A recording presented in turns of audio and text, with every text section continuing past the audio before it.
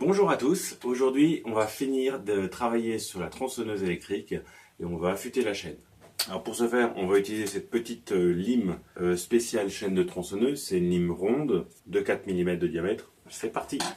Ok, alors ce que je fais c'est que j'ai mis un coup de stylo sur la première que je suis en train de faire. Comme ça, une fois que je les aurai toutes faites d'un côté, je saurai que je suis arrivé à celle du départ. Donc ce qu'on fait c'est qu'on prend cette lime, on la met bien horizontale, on la plaque contre le fond, on la met à peu près à 30 degrés, donc 30 degrés par rapport à la perpendiculaire. Ok, donc perpendiculaire comme ça et 30 degrés ici. Et on pousse. D'habitude, quelques coups, ça suffit largement, mais là, comme elle est complètement défoncée, il y a un petit peu plus de travail, je pense. Et j'ai fait celui-là, je passe au suivant. Donc là, j'en saute un sur deux, parce que l'autre, on le fera dans l'autre sens. Je fais tourner la lime dans mes mains pour user la lime toujours de la même manière.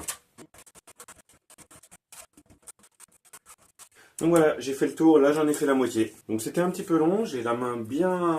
Bon, en même temps il me manque un manche à ma lime. Ça a dû me prendre 5 minutes. Donc on va retourner la tronçonneuse. Donc au lieu de me faire chier et de pousser à la main comme ça sur tous les maillons, ce que je vais faire, c'est que je vais utiliser une méthode que j'ai vue sur internet. Utiliser une visseuse. Alors pour info, cette petite lime là, elle a des stries qui tournent comme un pas de vis. Les stries elles montent vers la droite, donc ce que je vais faire, c'est que je vais faire tourner vers la gauche. Et ensuite ce que je vais faire, c'est que je vais utiliser un guide devant pour le tenir.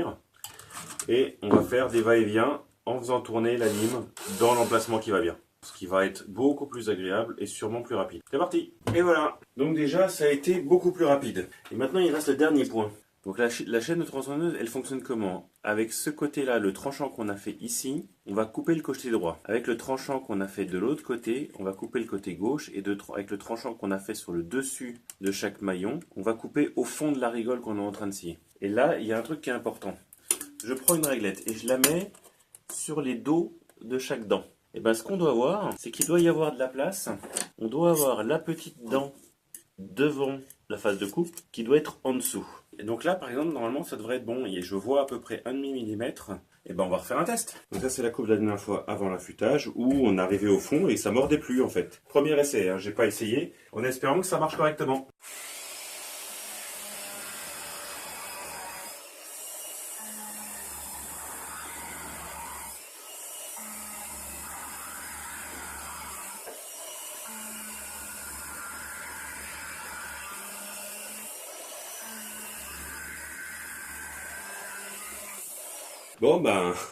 Je crois qu'on peut dire que ça marche. On verra bien ce que ça donne dans du vrai bois. Donc ce qui est sûr, c'est que ça marche mieux qu'avant. On va pouvoir le tester sur du vrai bois et utiliser le chevalet un de ces jours. Allez, ciao!